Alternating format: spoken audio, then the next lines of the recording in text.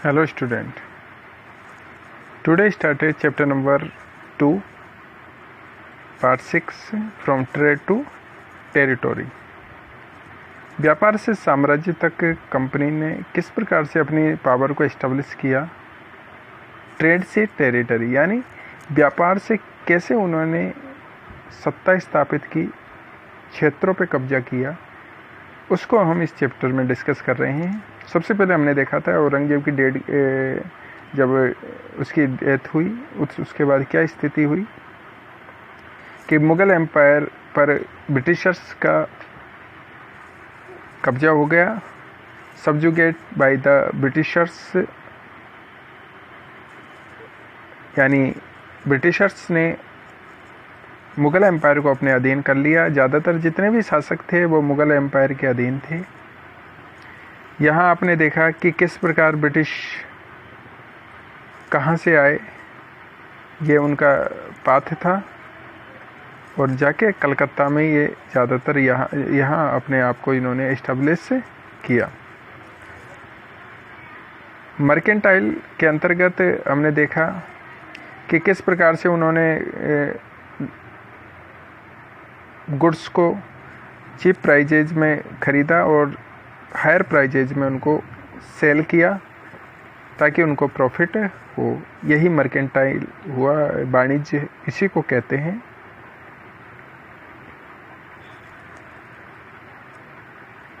इसके बाद हमने बंगाल में देखा कि बंगाल में किस प्रकार से इन्होंने अपने आप को एस्टेब्लिश किया ट्रेड में। और सबसे पहले जो बैटल हुआ वो हुआ 1757 का प्लासी का बैटल और 1764 का बक्सर, बैटल ऑफ बक्सर। सबसे पहला सिराजुद्दौला के साथ हुआ 1757 में। उसकी डेथ के बाद मीर जाफ़र को शासक बनाया गया। मीर जाफ़र के बाद मीर कासिम बना। मीर कासिम के साथ फिर बैटल ऑफ बक्सर हुआ।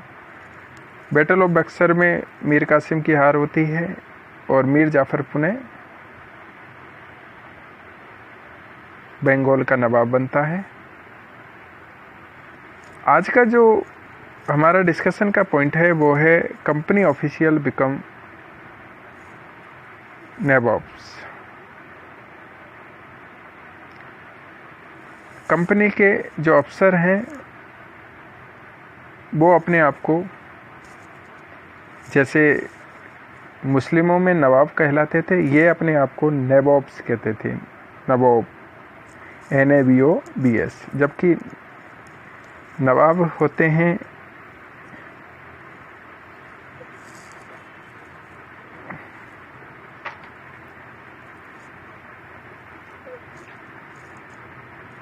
नवाब, ये नवाब तो थे इंडियन, जो भारत के मुस्लिम जो शासक थे उनको नवाब। कंपनी ऑफिशियल्स ने, कंपनी के अफसरों ने अपने आप को कहा नवाब। जो रिच कंपनी ऑफिशियल होते थे, पैसे वाले होते थे, वो अपने आप को क्या कहते थे, नवाब। और जबकि भारतीय इंडियन जो पैसे वाले जो शासक थे मुस्लिम, वो अपने आप को नवाब कहते थे, नवाब। और ये है नवाब। ओके, तो डिफरेंस समझ गए। कंपनी ऑफिशियल, कंपनी के जो अफसर थे वो अपने आप को नवाब कहते थे, जबकि इंडियन अपने आप को नवाब। तो नवाब का ही ये सिमिलर वर्ड है, इसमें कोई चेंजेज नहीं है। तो कंपनी ऑफिशियल बिकम नवाब, कि कंपनी ऑफिशियल कैसे नवाब बन बैठे, इसी को हम इस चैप्टर में डिस्कस करेंगे। तो इसके इम्पोर्टेंट पॉइंट हमने वापस PDF में मेंशन किए हैं, उसी को हम यहाँ उन्हीं के आधार पर इस टॉपिक को डिस्कस करेंगे। देखिए, कंपनी ऑफिशियल बिकम नवाब्स, कि कंपनी के अधिकारी कैसे नवाब बन गए, उसी को हम कर रहे हैं। सबसे पहले है रॉबर्ट क्लाइव। देखिए रॉबर्ट, इस टॉपिक में हम स्पेशली रॉबर्ट क्लाइव को डिस्कस करेंगे, रॉबर्ट क्लाइव के बारे में डिस्कस करेंगे, इसलिए मैंने इसके हेडिंग में रॉबर्ट क्लाइव को स्पेशली मेंशन किया है।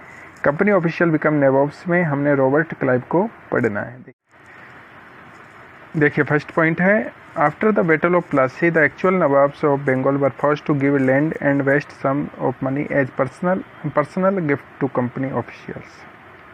प्लासी के युद्ध के बाद बंगाल के वास्तविक नवाबों को कंपनी के अधिकारियों को जमीन और विशाल रकम पैसा देने के लिए ब्रिटिश अधिकारियों द्वारा मजबूर किया गया।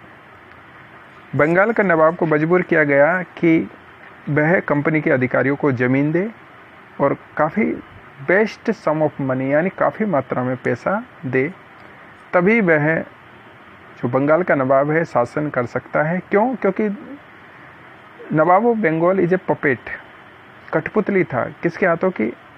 Of the hand of Britishers, यानी ब्रिटिशर्स के हाथों की कठपुतली था। इसलिए स्पेशली ये कहा गया कि आपको क्या करना है, अगर आपको बंगाल का नवाब रहना है तो आपको ब्रिटिश कंपनी के जो ऑफिसर्स हैं उनको गिफ्ट देनी होगी पैसे के रूप में और ज़मीन देनी होगी। आखिर बंगाल के नवाब को इन डिमांड्स को मानना पड़ा। अगला पॉइंट है, he had come to Madras from England in 1743 at the age of 18। He मतलब कौन? Robert Clive. रॉबर्ट क्लाइव उस समय था प्लासी के युद्ध में, आपको पता है रॉबर्ट क्लाइव ही था जो ईस्ट इंडिया कंपनी को लीड कर रहा था। Robert Clive he had come to Madras from England in 1743। जो रॉबर्ट क्लाइव है वो मद्रास आया था इंग्लैंड से। कब? 1743 में, जब उसकी उम्र केवल कितने साल थी? 18 साल थी, 18 years old. Robert Clive 18 years old था 1743 में, तब वह इंग्लैंड से मद्रास आया था और वह यहाँ आकर ईस्ट इंडिया कंपनी की आर्मी को लीड कर रहा था इन 1757 बैटल ऑफ प्लासी में। नेक्स्ट है, इन 1767 when he left India his Indian Fortune was worth £4,01,102। यानी 1767 में जब इसने भारत को छोड़ा था तो इसके पास जो धन दौलत थी वो 4,01,102 पौंड के बराबर थी, यानी 4 लाख पौंड के बराबर इसके पास पैसा था। यानी उस समय इसके पास 4 लाख पौंड के बराबर पैसा का मतलब यह है कि उस समय रहकर इसने किस प्रकार से करप्शन किया, जबकि ये इसीलिए अपॉइंट हुआ था कि वह कंपनी एडमिनिस्ट्रेशन में से करप्शन को ख़त्म करेगा। लेकिन रॉबर्ट क्लाइव के द्वारा इतना करप्शन किया गया, इतना भ्रष्टाचार किया गया कि उसकी रकम 4 लाख पौंड के बराबर थी जब उसने 1767 में इंडिया को छोड़ा और ब्रिटेन चला गया, यानी इंग्लैंड चला गया। इससे यह अनुमान लगाया जा सकता है कि उस समय कंपनी ने किस प्रकार से इंडिया में ट्रेड के द्वारा किस प्रकार से करप्शन किया था। नेक्स्ट पॉइंट है, he was appointed governor of Bengal in 1764 to remove corruption in company administration. देखिए क्या कहा, वही बात आ गई कि जब बंगाल में इसको गवर्नर बनाया गया था तो वो इसीलिए बनाया गया था 1764 में कि वह कंपनी एडमिनिस्ट्रेशन यानी जो कंपनी का प्रशासन है ईस्ट इंडिया कंपनी का, उसमें से करप्शन को ख़त्म करेगा। क्यों? क्योंकि उस समय जो कंपनी के जो लोग थे, मैंने आपको पिछले किसी टॉपिक में बताया था कि कंपनी के जो कर्मचारी थे वो अपने नाम से व्यापार कर रहे थे, न कि कंपनी के नाम से। इसके कारण कंपनी को लॉस हो रहा था। इसलिए इन अधिकारियों ने क्या किया, अपने नाम से व्यापार करना शुरू कर दिया और स्वयं पैसा कमाने लग गए, जबकि कंपनी को लॉस होने लग गया। तो कंपनी में जो एडमिनिस्ट्रेशन में जो करप्शन चल रहा था उसको ख़त्म करने के लिए ही इसे अपॉइंट किया गया था गवर्नर के रूप में, बंगाल के गवर्नर के रूप में 1764 में। लेकिन जब ये 1767 में जब ये भारत को छोड़ता है तो उसके पास 4 लाख पौंड की रकम होती है। कहने का मतलब उसके पास इतना पैसा होता है। देखिए नेक्स्ट पॉइंट है, in 1772 he was cross examined by the British parliament which was suspicious of his vast wealth. इसके पास जो प्रचुर मात्रा में जो पैसा आया था उसके कारण ये सस्पिशियस था। सस्पिशियस यानी संदेह में था कि इसके पास इतना पैसा आया कहाँ से। इसलिए 1772 में इसको क्रॉस एग्जामिन्ड किया गया bye the British parliament. Cross examined का मतलब होता है इससे पूछताछ की गई। इसके साथ क्रॉस एग्जामिनेशन किया गया, इसके साथ परीक्षण किया गया, इससे पूछताछ की गई कि भाई आपके पास पैसा कहाँ से आया है ब्रिटिश पार्लियामेंट के द्वारा। क्यों? क्योंकि ये सस्पिशियस कैटेगरी में था, क्योंकि इस पर भ्रष्टाचार के आरोप लगे हुए थे, एलिगेशन ऑफ द करप्शन। इसलिए ब्रिटिश पार्लियामेंट में इसके साथ क्रॉस एग्जामिन्ड हुआ, क्योंकि ये सस्पिशियस कैटेगरी में आ रहा था, क्योंकि इसके पास वेस्ट वेल्थ यानी बहुत बड़ी मात्रा में पैसा था।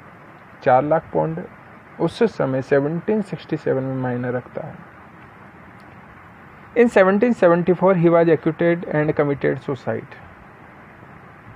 1774 में क्या होता है, इसको भ्रष्टाचार के आरोप से बरी कर दिया जाता है, लेकिन कमिटेड सुसाइड, लेकिन ये 1774 में ही सुसाइड कर लेता है, यानी आत्महत्या कर लेता है।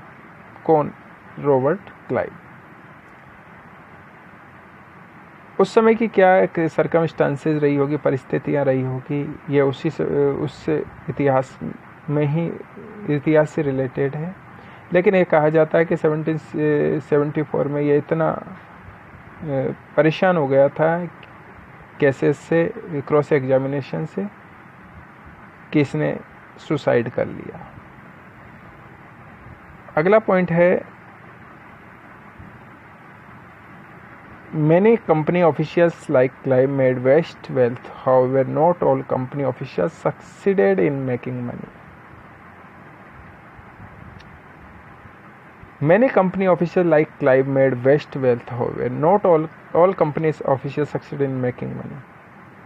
कंपनी के सभी अफसर, जैसे रॉबर्ट क्लाइव ने पैसा इकट्ठा किया था, उस प्रकार से कंपनी के सारे जो अफसर थे वो उस प्रकार से पैसा इकट्ठा नहीं कर पाए जिस प्रकार से रॉबर्ट क्लाइव ने इकट्ठा किया था। जिस प्रकार से पैसा बनाया था रॉबर्ट क्लाइव ने, उस प्रकार से कंपनी के सभी अधिकारी, ऑफिशियल इतना पैसा इकट्ठा नहीं कर पाए जितना रॉबर्ट क्लाइव ने किया था।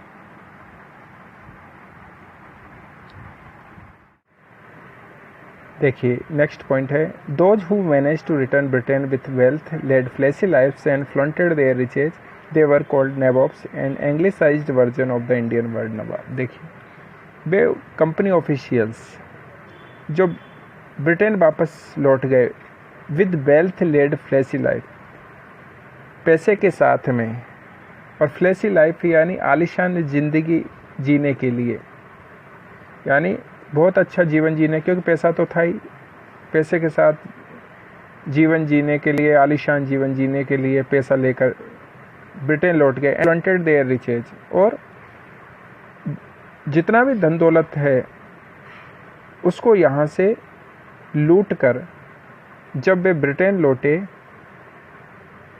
और उन्होंने वहाँ फ्लैशी लाइफ यानी आलीशान जीवन जीने लगे, तो उनको वहाँ के लोगों ने, दे वर कॉल्ड नवाब्स, तो वहाँ के लोगों ने उन अंग्रेजी ऑफिशियल यानी ब्रिटिश ऑफिशियल्स को नवाब्स कहा।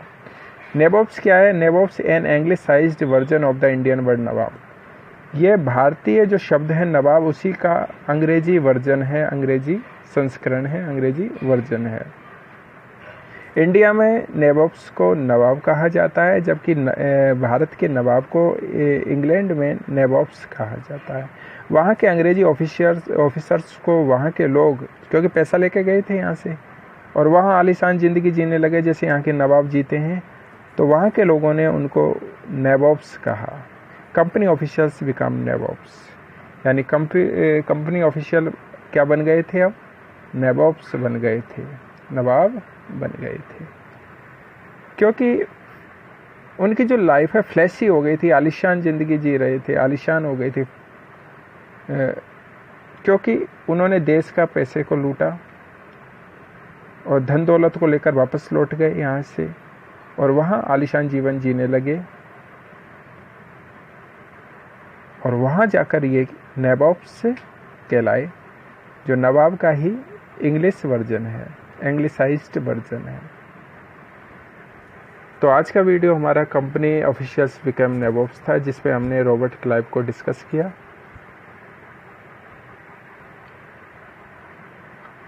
नेक्स्ट जो पार्ट होगा, नेक्स्ट वीडियो जो होगा, उसमें हम कंपनी रूल एक्सपेंडेड, किस प्रकार से कंपनी का शासन फैलता है 1757 से 1857 तक, इसको हम नेक्स्ट वीडियो में डिस्कस करेंगे।